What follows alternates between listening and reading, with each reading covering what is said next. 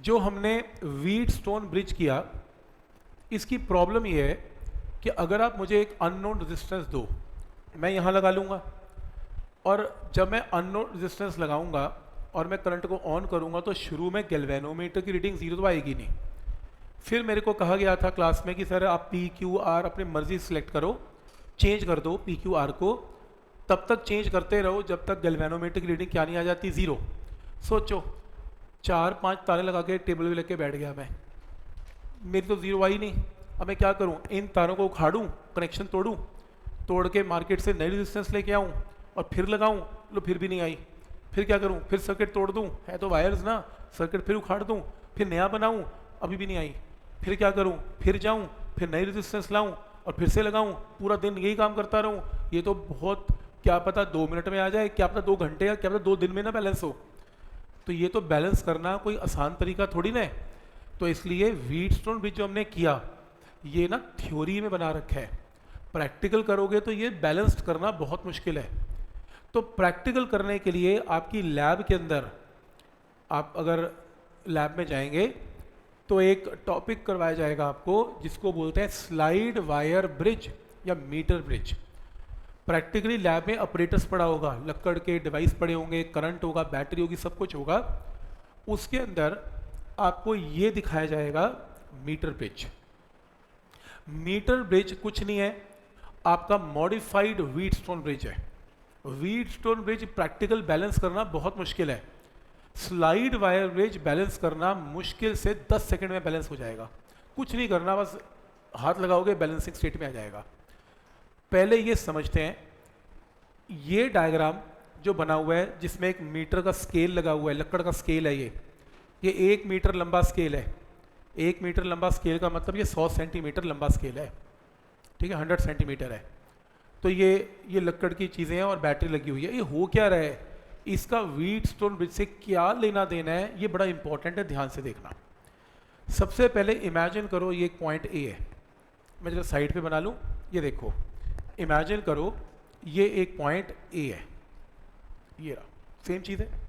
फिर ध्यान से देखना, ये ए पॉइंट से इस लकड़ के पोर्शन के अंदर ही अंदर एक वायर कनेक्टेड है एक रेजिस्टेंस आर के साथ, और अंदर ही अंदर यहां से एक वायर कनेक्टेड है अंदर ही अंदर किस पॉइंट के साथ, डी के साथ, और डी फर्दर किसके साथ कनेक्टेड है, एक्स के साथ, और अंदर ही अंदर एक वायर कनेक्टेड है, ये पूरी 1 मीटर लंबी वायर, ये कनेक्शन है। ये वायर्स अंदर से ऐसे कनेक्टेड है सच दैट अगर ये पॉइंट ए है, अगर ये पॉइंट डी है, अगर ये पॉइंट डी है, ए और डी के बीच में क्या कनेक्टेड है, आर। देख रहे हो, ए और डी के बीच में क्या कनेक्टेड है, आर, सही है। फिर डी और सी के बीच में क्या कनेक्टेड है, एक्स, ये रहा सी पॉइंट एक्स, सही है। फिर इमेजिन करो ये 100 सेंटीमीटर लंबी वायर है, 100 सेंटीमीटर लंबी वायर के बीच में ये डी पॉइंट है, डी पॉइंट के साथ एक वायर जा रही है, गैल्वेनोमीटर के साथ कनेक्टेड है, और ये एरो इसको टच कर रहा है बी पॉइंट पे। इसे एरो नहीं बोलते, हम ये नहीं बोलते एरो मूव कर रहा है, इस पॉइंट को जॉकी बोलते हैं। तो ये जॉकी मूव कर रही है, तो एरो नहीं, ये जॉकी मूव कर रही है लेफ्ट टू राइट। तो जॉकी अगर मान लो ये 100 सेंटीमीटर लंबी वायर है, अगर आपकी जॉकी यहाँ पे है तो ये लंबाई पोर्शन जो है वो कम है और ये वाला पोर्शन लेंथ ज़्यादा है वायर की। अब रेजिस्टेंस लेंथ पे डायरेक्टली प्रोपोर्शनल है। अगर जॉकी लेफ्ट की तरफ है, ये लंबाई छोटी है, तो इस पोर्शन की रेजिस्टेंस छोटी है, और अगर इस पोर्शन की लंबाई ज़्यादा है तो इस पोर्शन की रेजिस्टेंस ज़्यादा है। और अगर जॉकी मिड पॉइंट पे 50-50 सेंटीमीटर पे, तो रेजिस्टेंस दोनों की बराबर है। राइट, क्लियर है। और ये 100 सेंटीमीटर 1 मीटर लंबी ली जाती है, तो मान लेते हैं जॉकी यहाँ पे है और इसकी रेजिस्टेंस कितनी है, P, और मान लो इसकी रेजिस्टेंस कितनी है, Q। तो जब मैं जॉकी को मूव करवाऊंगा ऑटोमेटिकली P एंड Q की वैल्यू क्या होती जाएगी, चेंज। अगर मैं जॉकी मिड पॉइंट पे लेके आऊंगा P और Q बराबर है, अगर मैं लेफ्ट की तरफ लेके आऊंगा तो P की वैल्यू छोटी है और Q की वैल्यू बड़ी है। अब देखने वाली बात यह है कि A और B पॉइंट के बीच में क्या कनेक्टेड है, P। A और B पॉइंट के बीच में क्या कनेक्टेड है, P। और P और C के बीच में क्या कनेक्टेड है, रेजिस्टेंस Q। देख रहे हो, B और C के बीच में Q। और लास्ट डी और बी के बीच में कौन है? गैल्वेनोमीटर। ये देखो डी और बी के बीच में क्या कनेक्टेड है? गैल्वेनोमीटर। ध्यान से देखो, सेम डायग्राम है व्हीटस्टोन ब्रिज का, देख लो सेम किया, डी और बी के बीच में जी है ना, तो यहां पर क्यू, यहां पे P, Q and P, x और आर, एक्स और आर। एग्जैक्टली व्हीटस्टोन ब्रिज को डिजाइन किया गया उस फॉर्म में। तो अगर तुम सिर्फ लक्कड़ के पोर्शन को छोड़ दो, इसकी शेप को भी छोड़ दो, अंदर सिर्फ लाल रंग की तारों को देखो, इन तारों को थोड़ा रीअरेंज करोगे तो ऐसा ही दिखेगा आपको।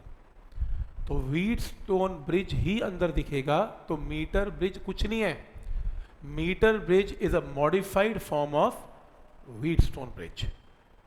ठीक है, अब करना क्या है, जॉकी को प्रैक्टिकल लैब में जाते हैं, एक्सपेरिमेंट कुछ ऐसे होता है, आपको इंस्ट्रक्टर क्या देगा? आपको इंस्ट्रक्टर एक्स की वैल्यू देगा कि भाई ये तो अननोन रेजिस्टेंस की वैल्यू बता क्या होगी।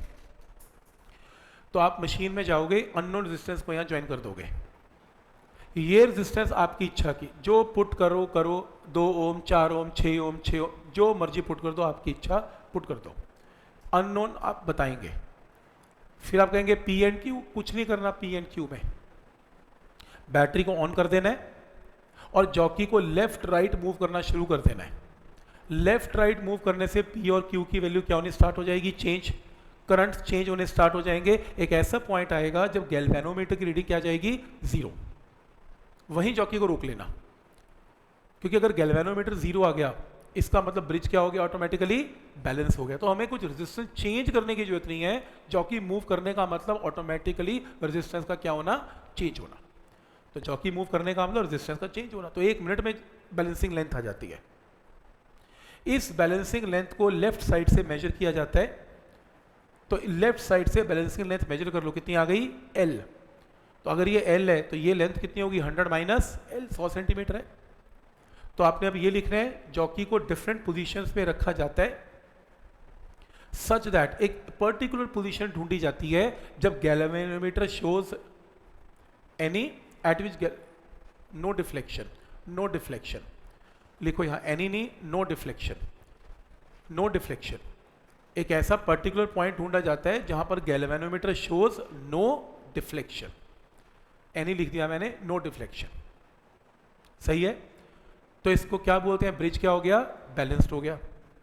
अब मान लो L बैलेंसिंग लेंथ है लेफ्ट साइड से, रो वायर की रेजिस्टेंस है, P लेफ्ट साइड की रेजिस्टेंस है, Q राइट साइड की रेजिस्टेंस है जिसकी लेंथ L और 100 माइनस L है। एरिया A और रो तो वायर का सेम ही है। अब ये इंपॉर्टेंट है, P की वैल्यू क्या होगी? P की लेंथ क्या है? L। तो P की वैल्यू क्या होगी? Rho L by A, resistance rho L by A। और Q की लेंथ क्या है? 100 माइनस L। तो Q की रेजिस्टेंस क्या है? Rho into 100 minus L by A। आप इन दोनों को डिवाइड कर लें, जब डिवाइड करेंगे तो Q बाय P की रेशियो आ जाएगी 100 माइनस L बाय L। क्योंकि ब्रिज बैलेंस्ड है। बैलेंस्ड व्हीटस्टोन ब्रिज का फॉर्मूला क्या था? R P by Q is equal to R by X. अभी किया था व्हीटस्टोन ब्रिज में, क्रॉस मल्टीप्लाई करके x निकाला था। Q और P की रेशियो ऊपर से निकाल ली 100 माइनस L बाई L, ये पुट कर दिया और x की क्या आ गई? वैल्यू। कुछ नहीं करना, आपने लैब में जाना है, अपने मनपसंद R की वैल्यू को पुट कर लेना है, बैलेंस करना है, बैलेंसिंग लेंथ निकाल लेनी है, उस लेंथ को यहां पुट करना है, x की वैल्यू आ जाएगी, डन। ठीक है यहां तक।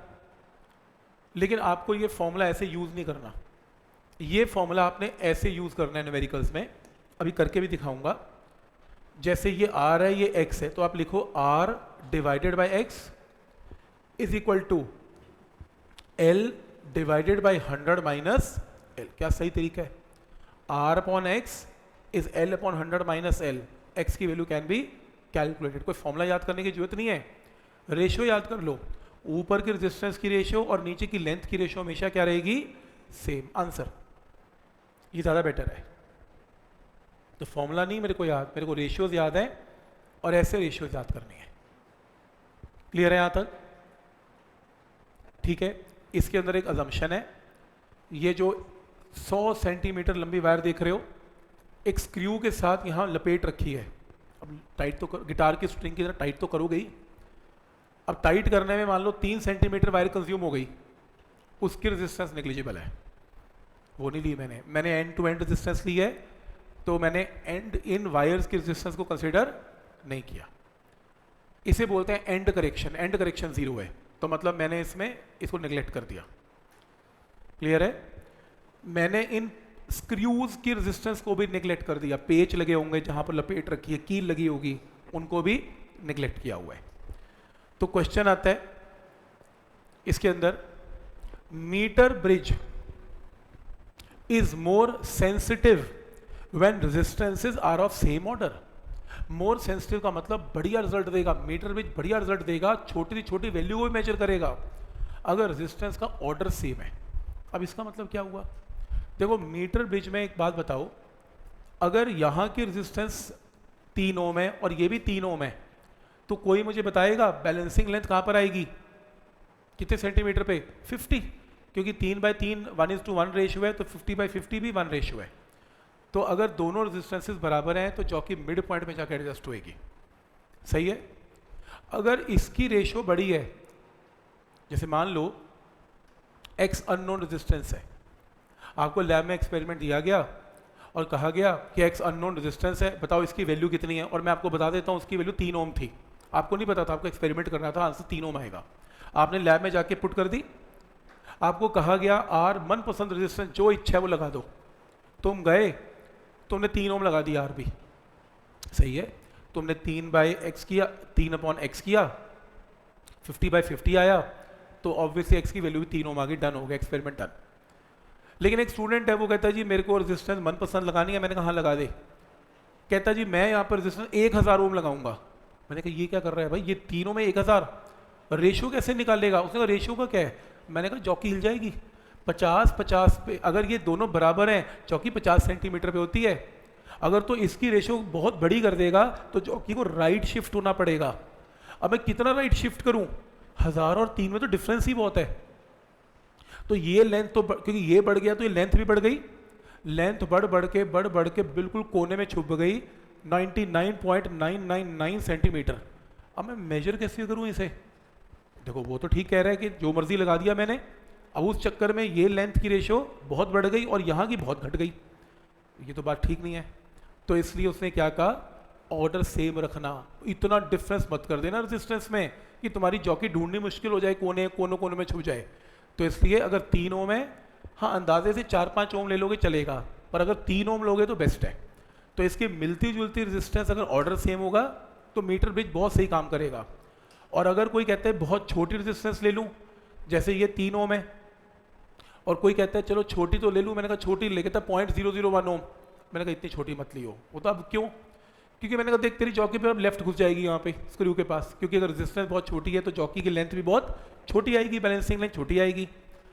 और भी एक प्रॉब्लम है, अगर तो इतनी छोटी रेजिस्टेंस लेगा तो यहाँ जो वायर लपेट रखी है ना, जो मैंने निगलेक्ट कर दी 3 सेंटीमीटर वो कील के ऊपर लपेट रखी थी, उसकी रेजिस्टेंस भी 0.01 से भी ज़्यादा है। मतलब कि मैं मेजर करने वाली रेजिस्टेंस पे कैलकुलेशन कर रहा हूँ, और कैलकुलेशन उस पर कर रहा हूँ, उतनी रेजिस्टेंस तो मैंने छोड़ रखी है कि तो मैं सर्किट में लूँगा ही नहीं। मतलब अगर मैं रेजिस्टेंस बहुत छोटी लूँ तो फिर मेरे को वो वायर्स और स्क्रू की रेजिस्टेंस को भी कंसिडर करना पड़ेगा, क्योंकि जिसकी वैल्यू बहुत ही ज़्यादा छोटी थी और मैंने उसको क्या कर दिया था, निगलेक्ट। तो इसलिए ना तो ये वैल्यू बहुत बड़ी हो, ना ये वैल्यू बहुत छोटी हो, एवरेज हो, मॉडरेट हो। मॉडरेट के लिए काम करेगा। ये लिखा हुआ है देखो इसमें क्या, कि मीटर ब्रिज मोर सेंसिटिव है अगर ऑर्डर सभी रेजिस्टेंसेस का बराबर है। It is used to measure moderate resistances, बहुत बड़ी भी नहीं बहुत छोटी भी नहीं। While measuring too low resistances, अगर बहुत छोटी रेजिस्टेंस है, resistance of copper strips and connecting wire become comparable to the unknown resistance.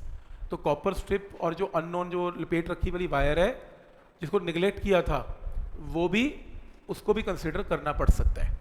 और लास्ट है, मटेरियल जो यूज करते हैं मीटर ब्रिज में उसको मैग्नेन या कांस्टेंट एन बोलते हैं। इसको अंडरलाइन कर दो, बिकॉज इसकी बहुत हाई स्पेसिफिक रेजिस्टेंस होती है। इसे नोट कर लो, अंडरलाइन कर लो।